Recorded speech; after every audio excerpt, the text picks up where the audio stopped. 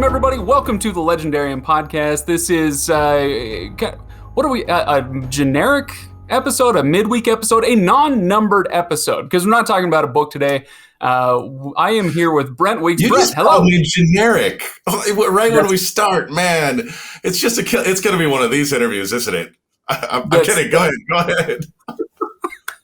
I hesitate to even call this an interview. I've been doing some episodes, and people who've been listening for a while know this. I've done a few episodes in the last month or two where it's been just single topics. I pick a topic, I hop on the microphone for 20 minutes or something, and just, hold forth on this topic. And I came up with endings. I want to talk about endings. What is a good ending? Why do we have endings? That sort of thing. And anytime somebody brings up endings, including myself, you are the person who pops into my mind immediately. Because, for a few reasons. First of all, The Burning White was a much anticipated ending. It was a big episode for us, and it was a lot of fun to cover that. But also on that book tour, you gave what I thought was a remarkable speech about what it's like to end a series as an author. I thought that was really good. So endings and you are now kind of synonymous in my mind. I don't know. Respond, Brent. Well, thank you. I took, I think as everybody does, I took some heat for that ending, and I was, it's an epic fantasy book. So there's sort of lots of endings all tied into one, wrapping up almost 1.5 million words. So I had spent, at that point, 11 years of my life. I spent my 30s, to put it another way, on that series. and the whole time I was writing it, I wanted to end it well. And so it was a question of what challenges can I take on in this series? How good am I technically as a writer? Do I have things to say as an artist? And can I pull that together? And as it turns out, epic fantasy has some really significant challenges when it comes to writing endings, which is why I think that people who write epic fantasy tend to be really good at writing middles. And that's why you have book series that are so incredibly long. Oh, it'll be 3 books, Robert Jordan says, and swears up and down. And then it turns into what? So you have writers who really enjoy the middle, but then because we enjoy middles, we add a lot of stuff. And then that gives us many problems when endings come along. And so I wanted to talk about, and I think you helped me record it in one place, and I think I still have that up on my website on Ending Well or something. But I wanted to talk about the experience both as a writer, looking forward to that challenge of how do you write an ending that really satisfies, and then also as a reader and explore those things with a room full of people, who are about to read the final book in my series. So I thought I had an audience that was in a similar place for once, or a slightly more homogenous audience than I often get to talk to. Yeah, I remember Ryan and I read that book ahead of release, and it was hilarious. I think we both had to share an advance review copy, and so we were both trying to read as fast as possible so we could pass to the other person. And we both got to about the same part in the story and started texting each other, and we're like, oh boy. This is going to be divisive. It was so much fun. It was so fun to watch the audience reaction to that. Anyway.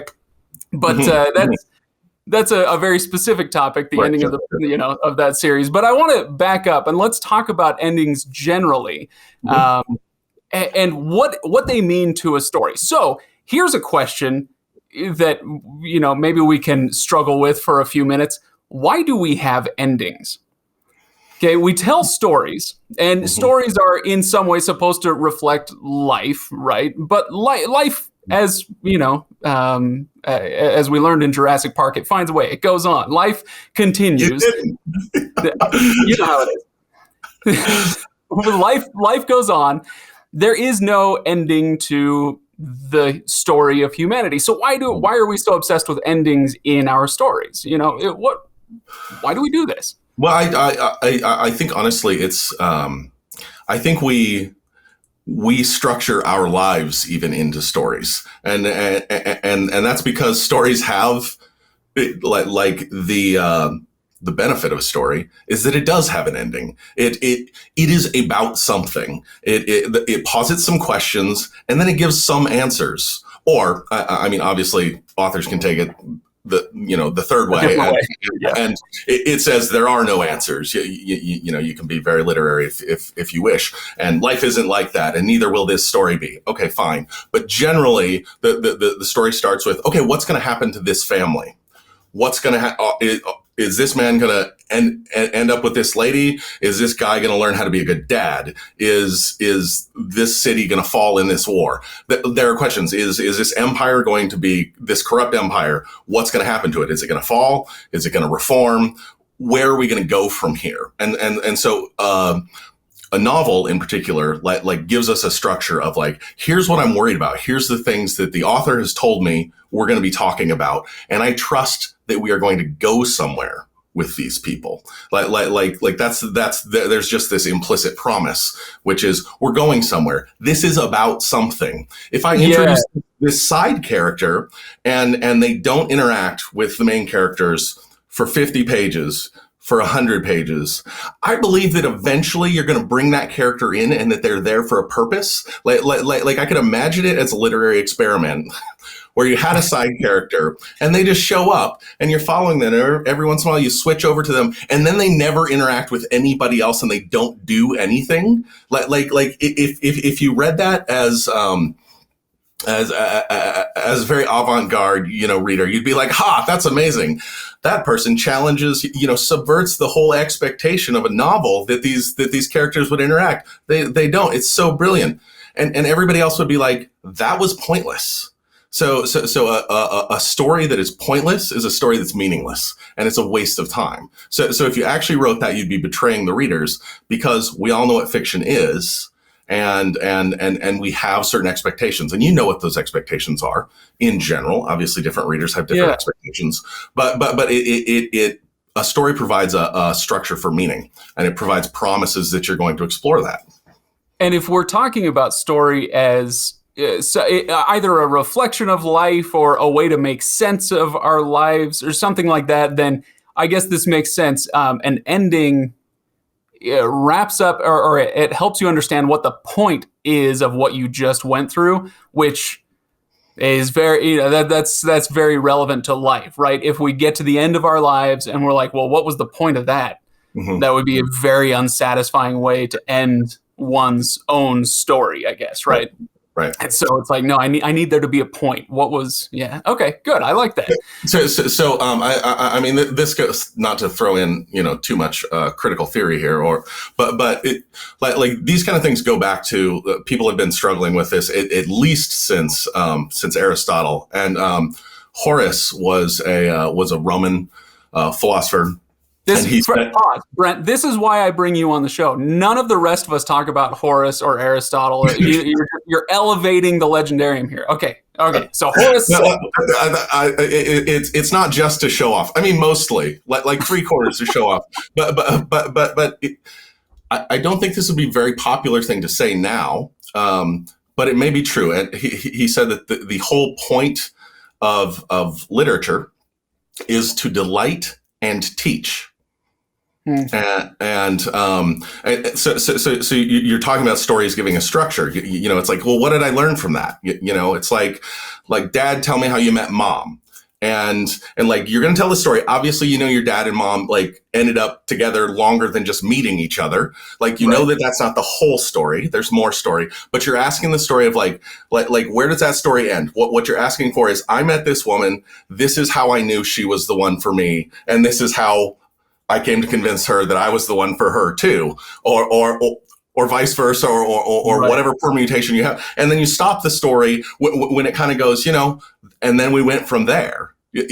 Like, obviously that's an artificial imposition on reality, because relationships are way more fluid than that. But they tell us something, and your kids go, oh, that's really interesting. That tells me something about you and Mom. and how you made a life-changing decision. And when it's my time, maybe that will inform my own life-changing decision. So it's interesting. It delights on some level.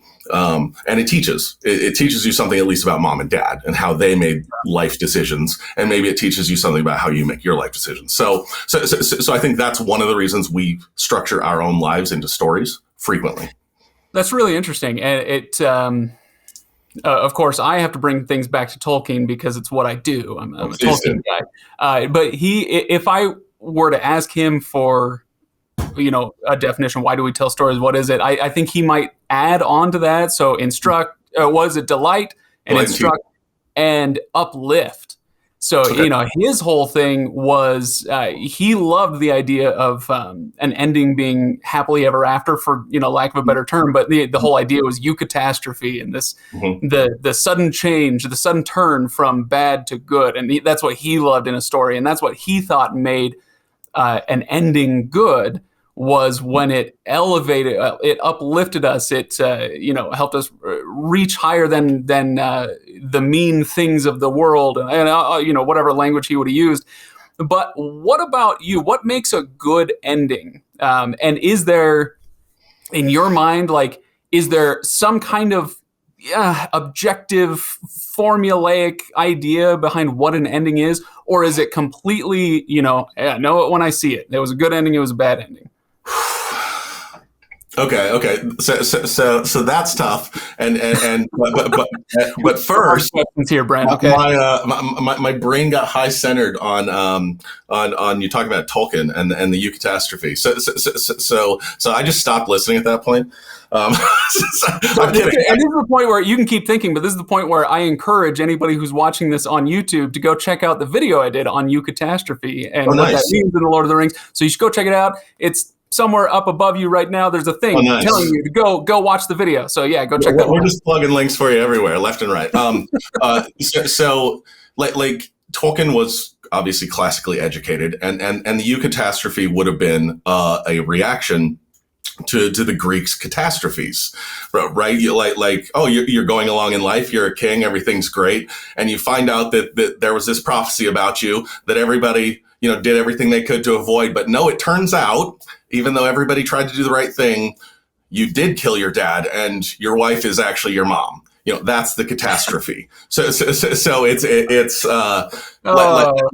Tolkien had that background. So the catastrophe is his inversion of that. It's like, what if when everything, rather than everything's going all right, and then you're blindsided by a catastrophe, and a catastrophe, I think, means something like a sudden turn, right? Yeah. And you're like, wham, nothing can be the same now. And in Tolkien's case, he was like, well, let's invert this. Let's make this this a different kind of world that he's writing about. And I don't know how I don't know if he. I don't know enough about Tolkien if he specifically thought of that as a Christian kind of a thing, but it wouldn't surprise me if his Christianity had an influence there. So anyway, so I was just thinking of Tolkien with the turns, and now I'll get to your point, your question about. I think a good story is wow. So this is why I like writing books, because you get to edit them afterwards and come up with things that are smarter than you actually are. So first, what I look for is if the writer satisfied the promises that she made. Well, like early on a book, you're setting a frame. This is what this is going to be about.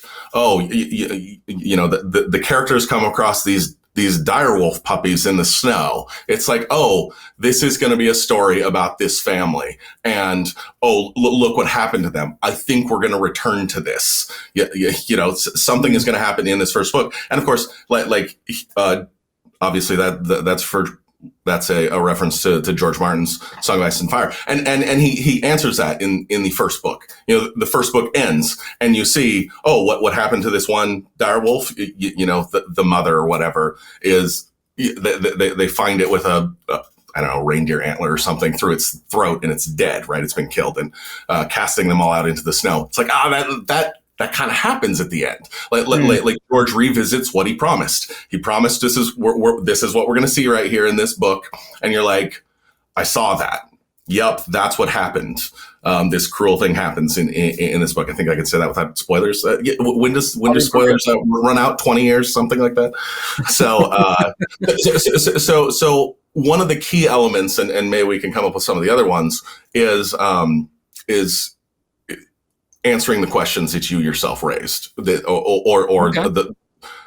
exploring the problem that you said. This is what this is going to be about. I'm going to expect that to be about that. That's really interesting. I'm thinking now to change story gears. I'm thinking about the latest Star Wars sequel trilogy. That was, let's just say it had mixed reception, right? Yeah. I think that's fair. And those who didn't like it, it's people talk about, it's a mess. The storytelling is a mess. And that's kind of what you're getting at, is like, because nobody was in charge of the story, everybody was raising questions and, bringing up issues to be resolved later. And by the end, it was like, okay, none of this got resolved. And so we're very unsatisfied with the ending of it. So yeah, that's interesting. Okay. So maybe we drill down a little bit and get into some questions. I've got a bunch of questions actually from our Discord folks. Okay, well, this one kind of has to do with what we were just talking about. Kip Tan asked, why do you think a happy ending has become an expected standard? I don't know. If I were to answer it, I'll let you think about it for a second. I think it's kind of what we were just talking about with the happily ever after is what we all want for our own story. And so it's satisfying in that way because we all inject ourselves into the stories that we are reading or watching or whatever, participating in. And so having a happy ending is kind of hope for ourselves. It's also, we come to usually, Breaking Bad aside, we come to like our protagonists. We root for them. And so if they don't get what I liked him all the way through. What's wrong with you? I mean, what's wrong with you? Are we going to start a hashtag campaign? Walter White did nothing wrong. We might get in trouble for that, Brent. Exactly. So yeah, I guess there are downer endings that can still be satisfying. But yeah, I think so. It's not that it has to universally. Not every story has to end happily ever after. But why has that become the standard? It's because it's what feels good. It's what gives us hope, right? Yeah. So I think there's a huge cultural element to this too. Americans are pretty optimistic people. And I think Americans really like a happy ending more than British people. It's like when I read Joe Abercrombie, he's an excellent technician. He writes very well, and sometimes his stories are downers. And it's like what? Joe sells better in the UK than he does in the US, and there's no reason for that. Really, I mean, everything is marketed like it's not like Joe's publishers over here don't market him. It's not like they read his stuff and go, this just isn't worth our marketing dollars. It's like they do. And readers react just a little bit differently. Like there's tons of readers who absolutely love Joe in America, of course, and he does very well here. It's not like he's doing awful by any stretch, but I think he is not doing as well as he does in the UK, and I think that's a cultural thing of like Joe's telling it as it is versus. Oh, I feel happy after I read this book. And I think there's a culture of that. I think writing with happy endings is a little bit easier because if you write a movie, it's like I'm gonna take my date out to a movie, and it's a real downer. It's like now let's go make out. She's crying on me. That was not what I was That wasn't where I was hoping this evening might go. I mean, so that sounds crass and awful, but I'm taking my kids out to the movies, and I just love this one where everybody kills himself at the end, and they've got such honor, and they really, that's really what you should do. So I think this ties into what we expect, the answers that we're okay with, even culturally, and for us in America these days, it's like an ending where everybody just kills themselves for honor would strike a lot of people as completely pointless and a waste, rather than, wow, that was really hard to do. Good job, you guys. You took the honorable way. That's very, excellent of you. So, yeah, okay, that makes sense. So let's, Brent, I want you to take off your reader hat and put on your writer hat for a moment. Yeah, sure. As we're getting very official. I know, right? Wouldn't that be nice? We got a question from Wasname8. These are always fun to say. There are some really, really creative Discord names. I always love the really good ones. Do they try to get you to say terrible things? And then you're like, like Bart Simpson calling up the guy at Moe's. I can't even remember. I know what you're talking about. I can't remember. Guys, you should. I'm just telling you for future reference. Come on, Discord people, you can do it. Sorry. Wasname8. Wasname8 asks us, what's the best way to end a novel in a continuing series? Or, okay, this is the one I was getting at. Differences between endings in series versus standalone. But that led me to think, okay, so for you specifically, what's the difference between ending a series and ending a book, an installment in that series? What are the different challenges that come up with that? So I've seen people do it differently. I've certainly seen people who are writing trilogies just kind of have sort of basically a glorified chapter end, and then you just continue in the second book. It just sort of picks up, and really it's just three books split up or it's one book split up into three, and okay, well, Tolkien did that, not on purpose, but so some people do that, and I think that's a lot easier way to do it. If you're writing a trilogy and you're just writing a really long book, you just split it, and you go, well, you want more, just keep reading. I'll take your $1. I don't like that very much. I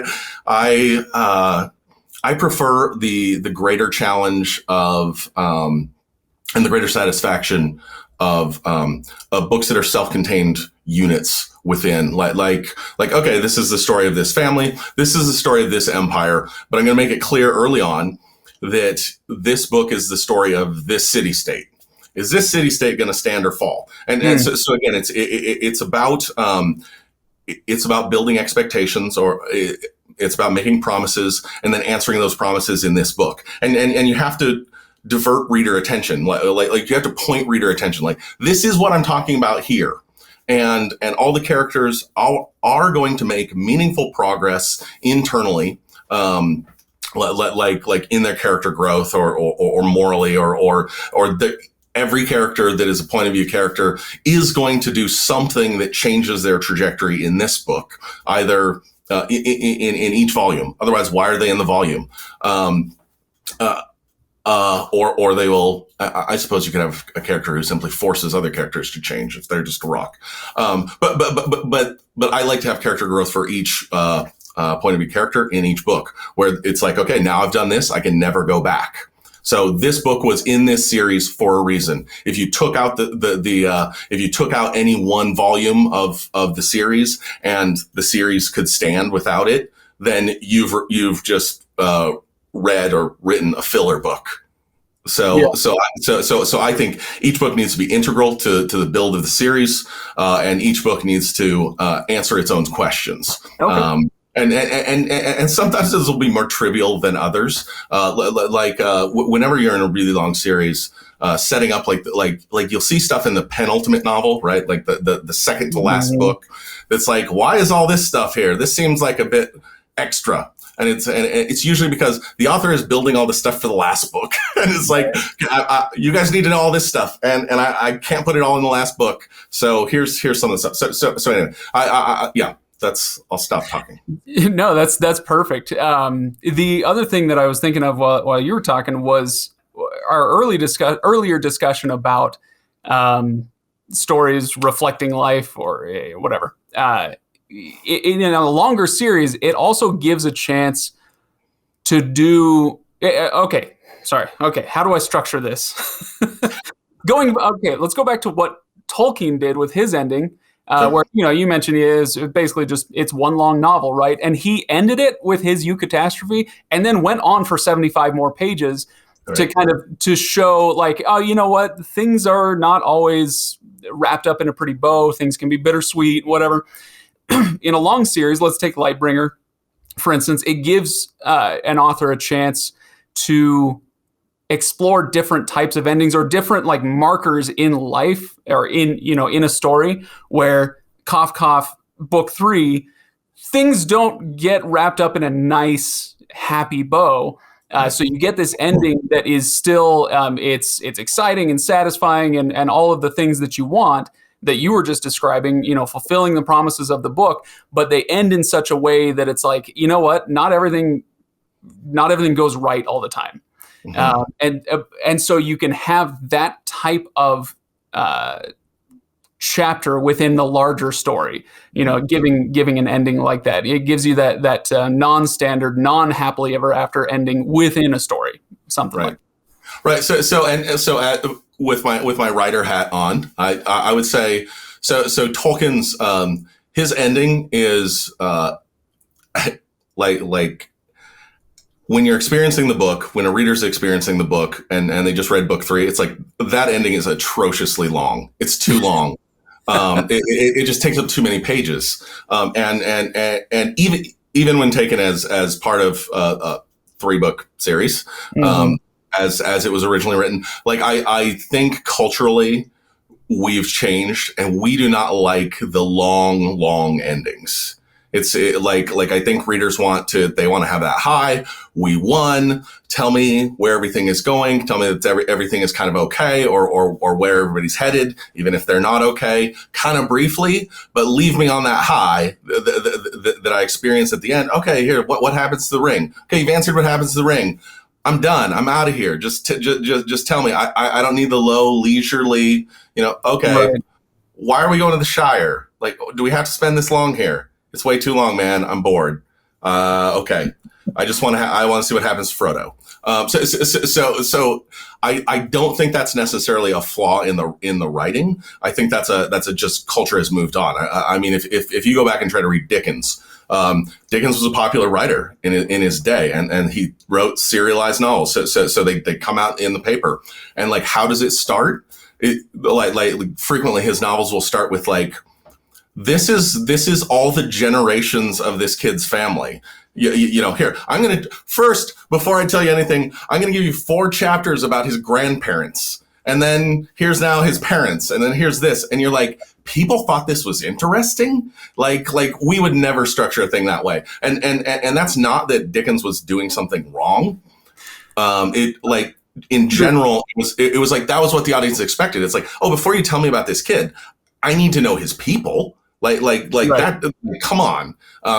So I grew up in the West, and we don't have a sense of our people like they do in the South. It's like so I hear, or at least when I was growing up, I would hear that people in the South would say, who are your people? Tell me about your family, because when I know about your family, then I can then I can figure out about you. Yeah. So in Montana, it's like, people don't know where their grandparents were from. It's like, we're here. It's a blank slate. And so we don't ask about your people. It's like, I don't know. They came from Europe somewhere or something.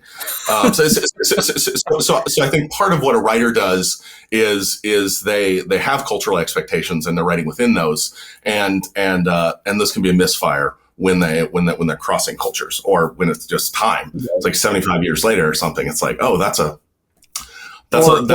or 5 years later. I just got a comment on one of our YouTube videos yesterday that somebody suggested that John Milton really needed an editor, and I laughed and I laughed. It was the funniest thing I've ever seen.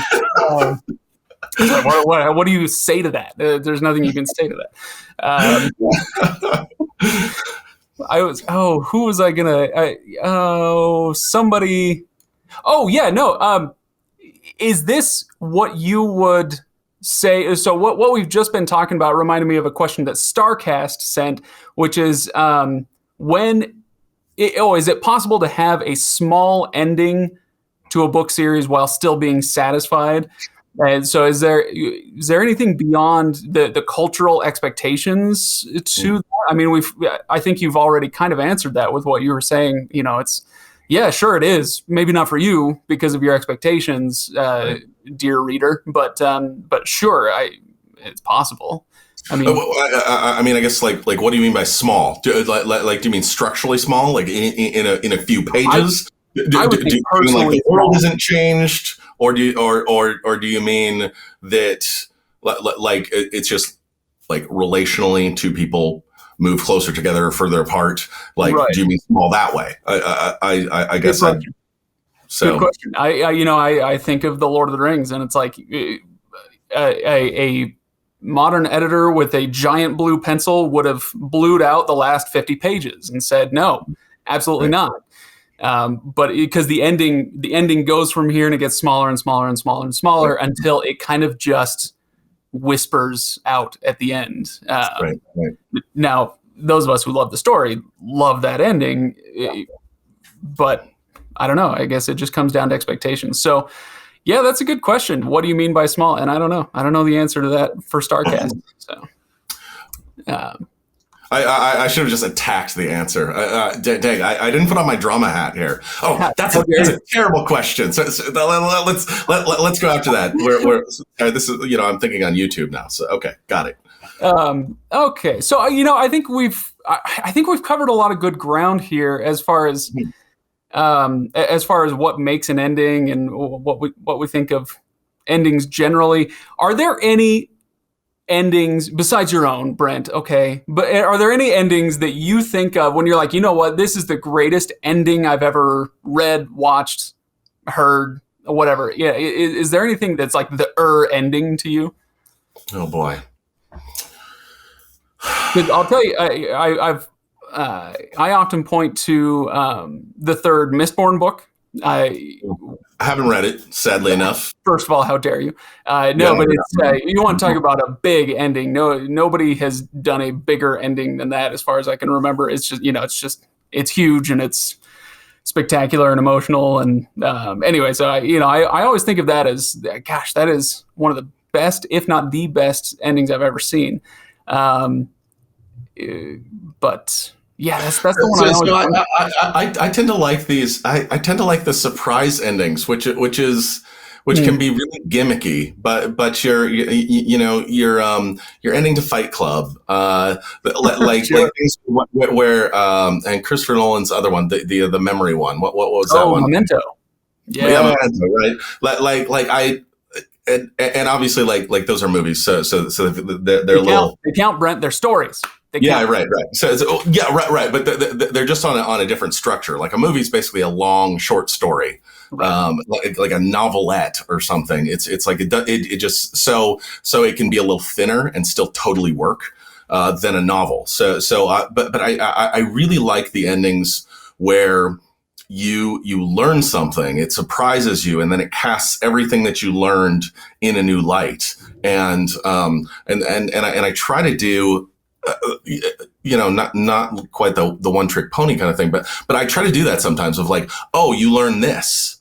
And now if you reread all the books, you'd see it there all along and you'd be like, oh, that was there.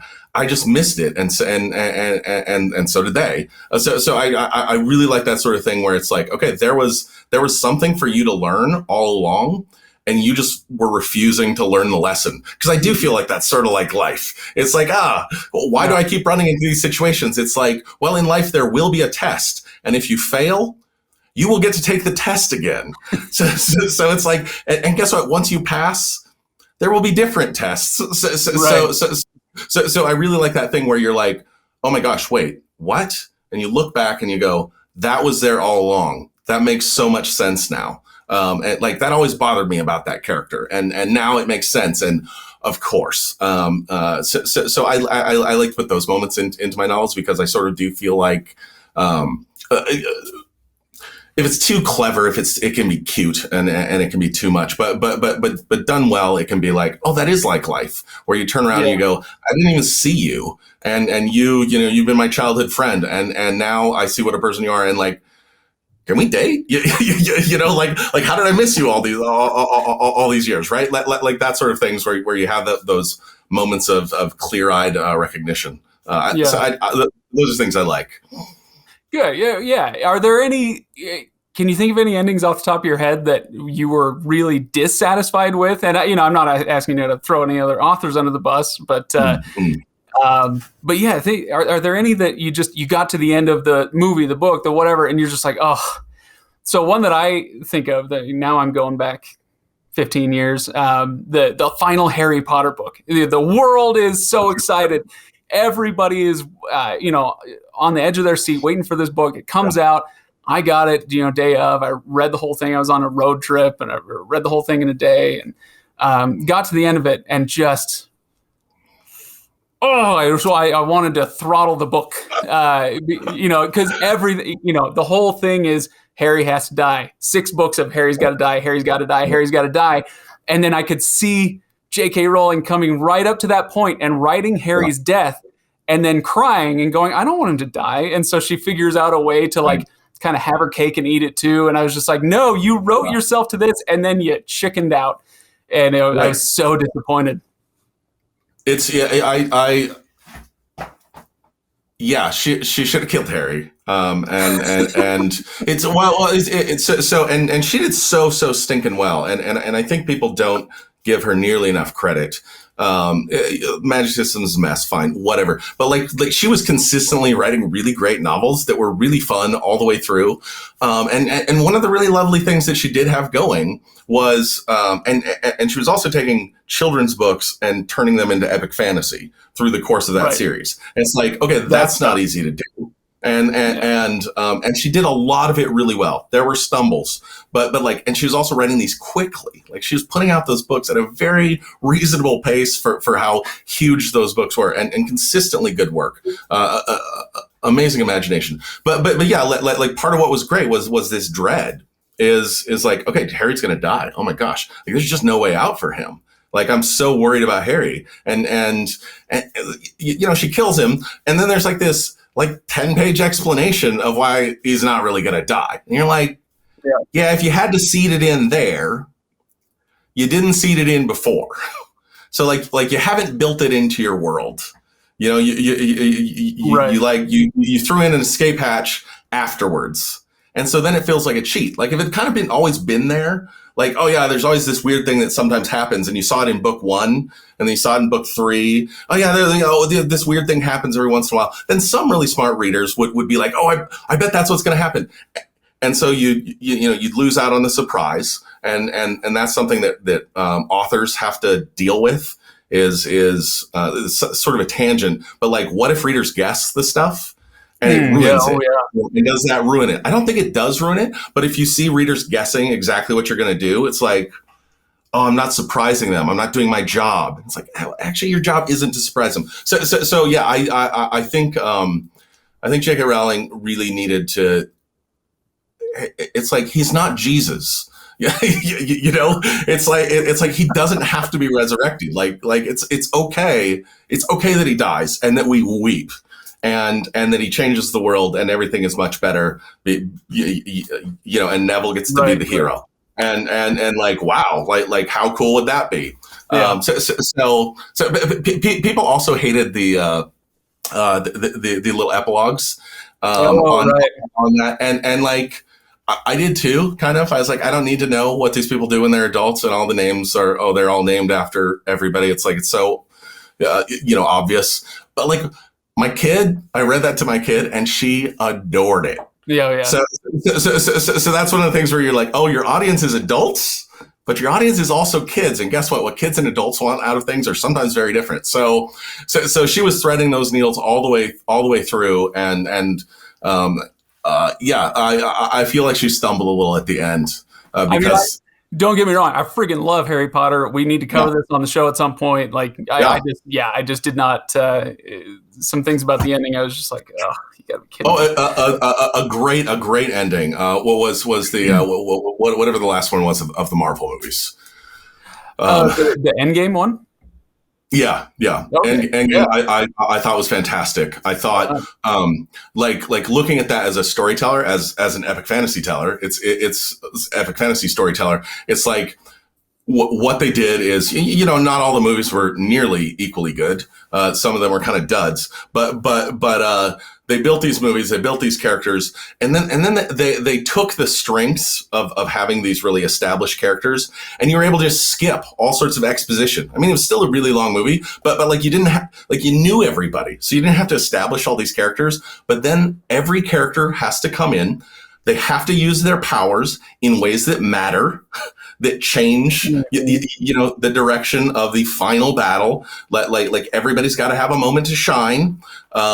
Everybody's got to be defeated. Like the way that the conflict has to come together is really, really tricky when you have a huge cast, and that's something that epic fantasy struggles with as well. It's like everybody has to matter to the final battle, or it feels like, well, what were they there for? Even if they were there for completely other reasons, and they moved the story morally, or they expounded things in a way that changed characters' minds. It's like readers want to see them do stuff that matters, and in really obvious, literal ways. And in Endgame, they did that, and yet kept the focus where they wanted it to be, which was on Iron Man, and they established that in the beginning.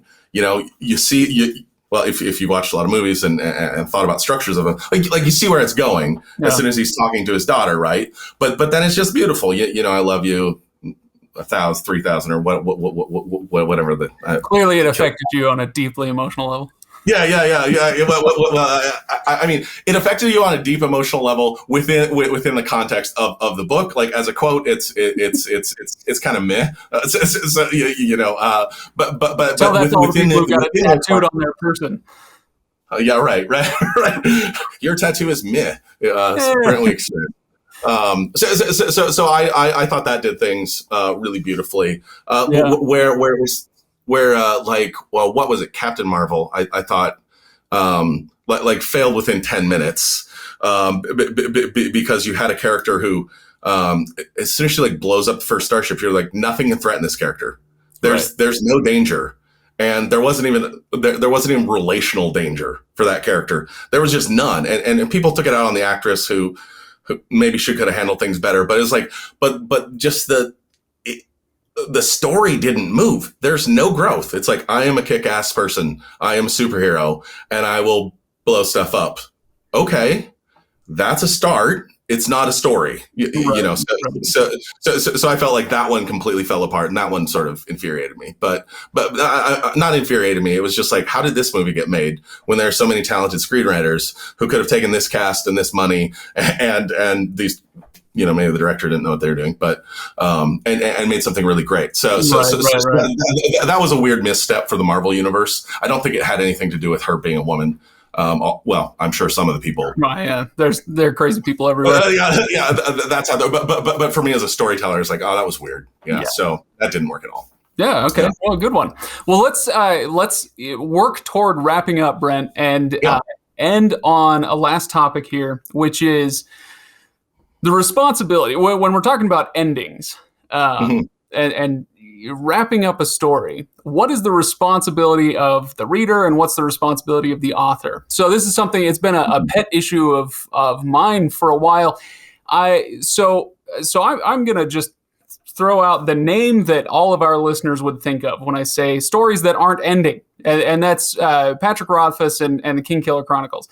And when we started the podcast, I was kind of loosely in the camp of, come on, man, let's get that third book. I need that third book.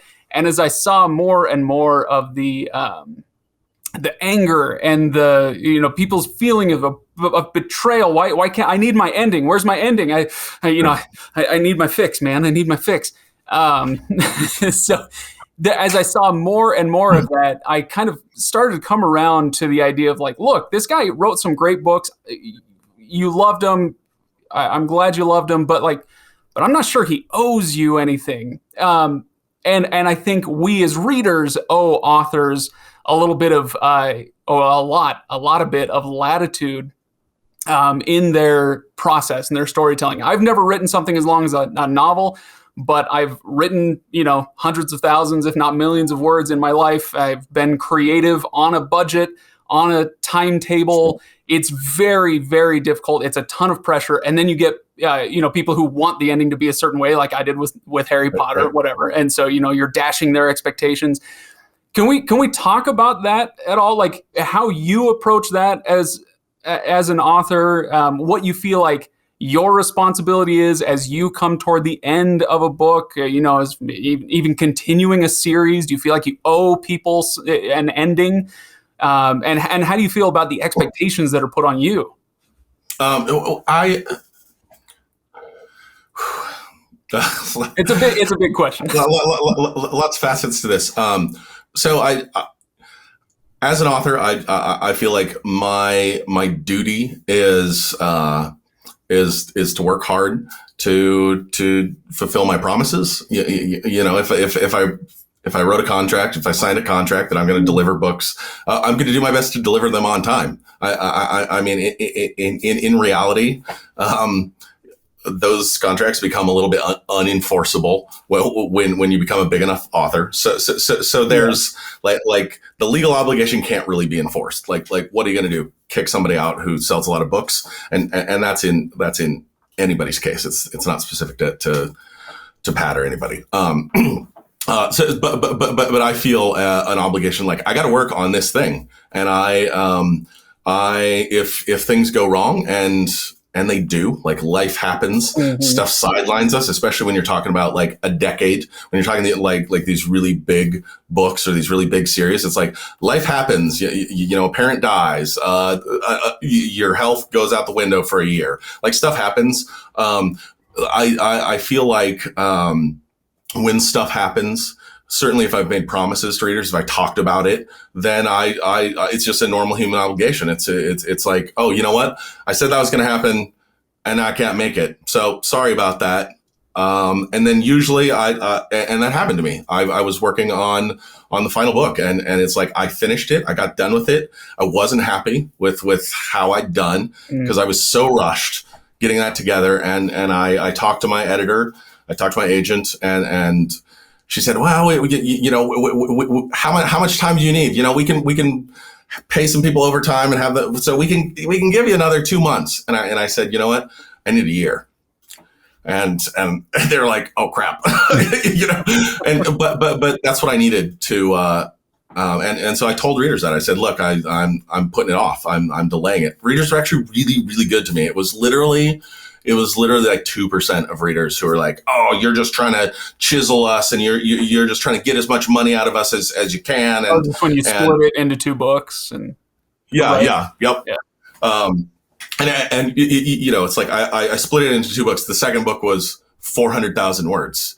like literally, I could not have written like that book would have been have to have been half as long as it was. Right. And you read the book. I don't think there was filler in that book. Yeah, it was there were a lot of things that happened in that book.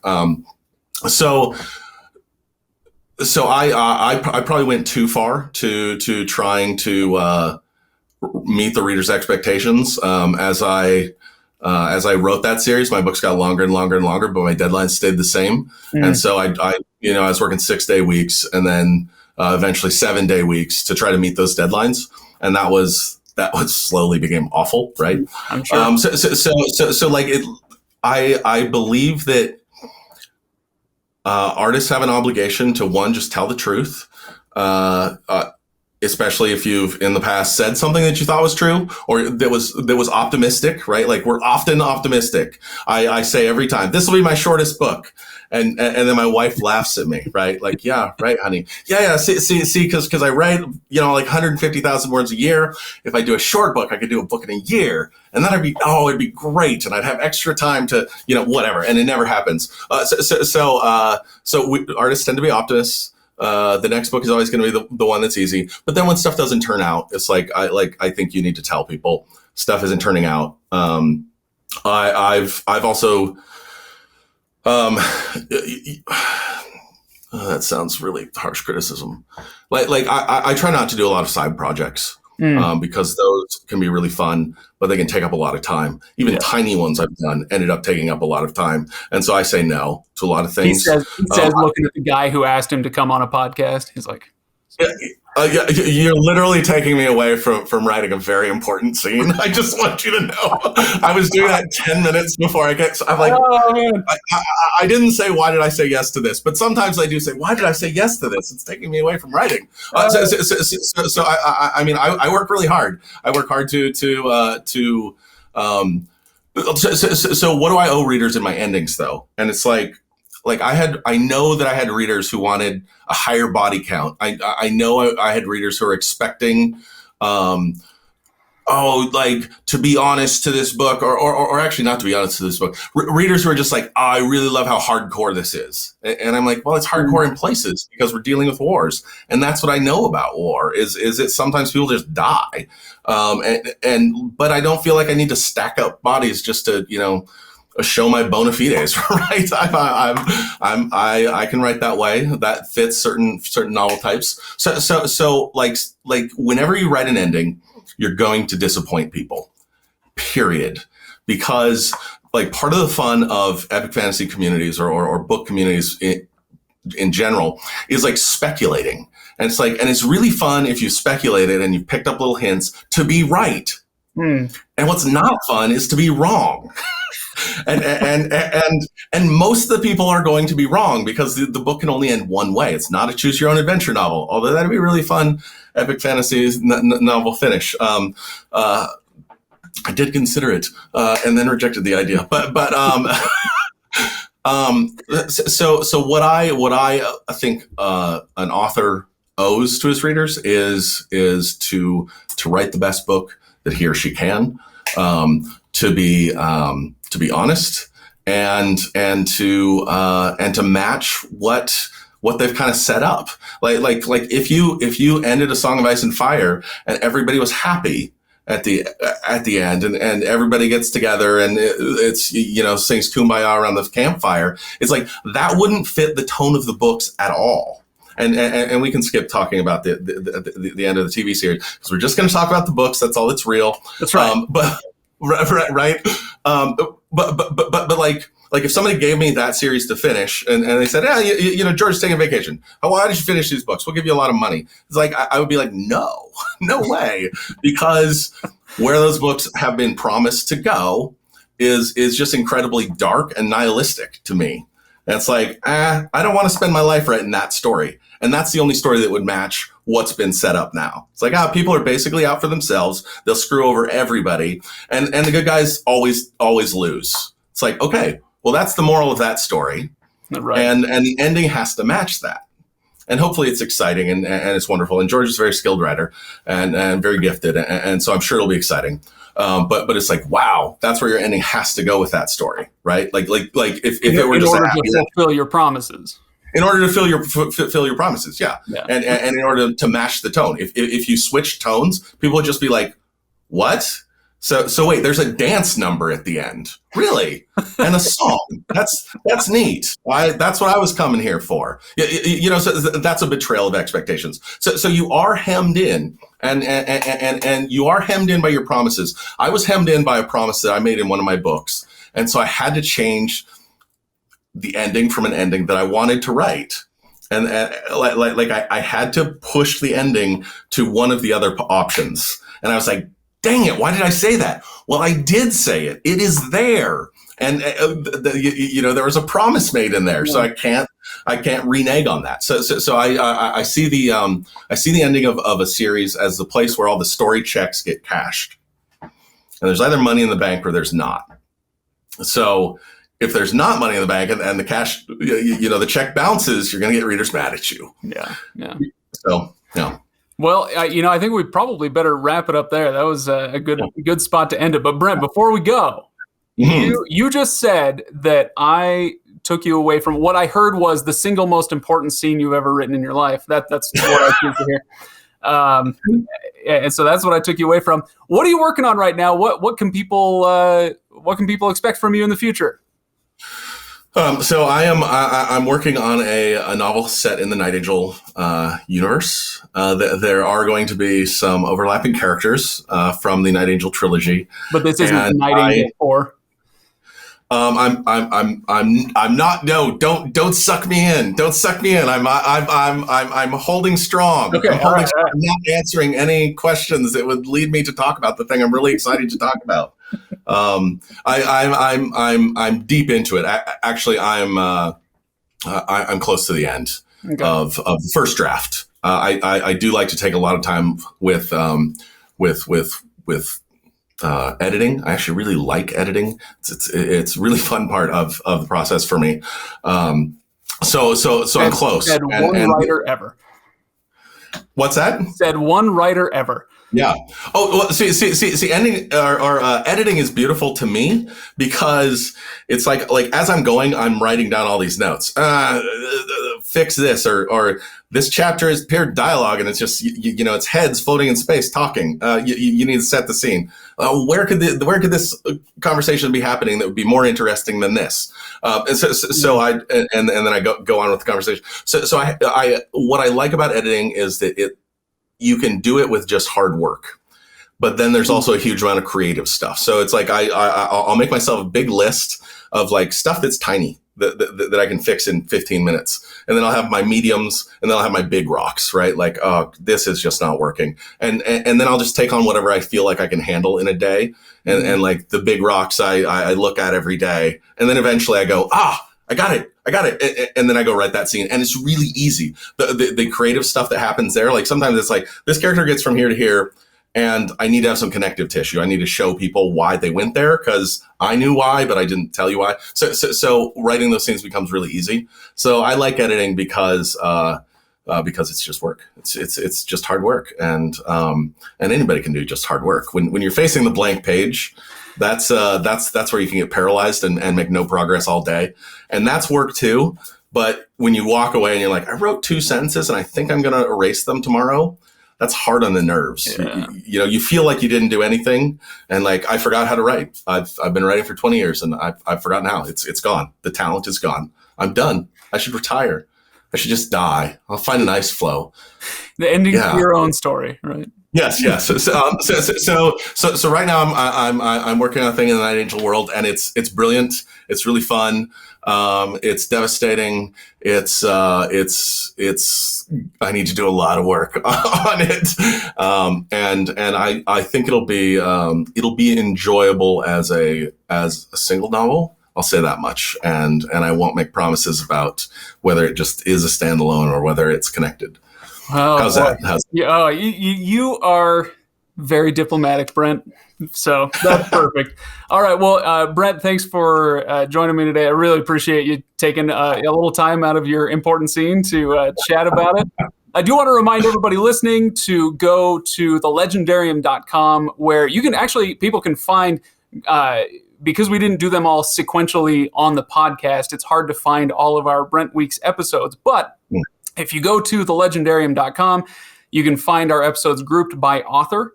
At least for the most part. I think there are still a few later ones that we need to add in there. But yeah, you can go check that out. People can also go join the Discord server and join in the conversation. Let's see, whatever. It's an open link. Anybody can join the Discord. It's a ton of fun to go join the conversation. And you can also find a link to patreon.com/legendarium. If you appreciate what we do and you enjoy the show, go put $1 in the tip jar. We'd really appreciate it very much. Anyway, Brent, thanks again. And I'll see you another time, my friend. It's been a pleasure. And you guys on the Discord, remember the names. You got to catch them with one of those names. Come on. Be strong. Do it for me. All right. Thanks so much, Greg. All right, Good talking to you.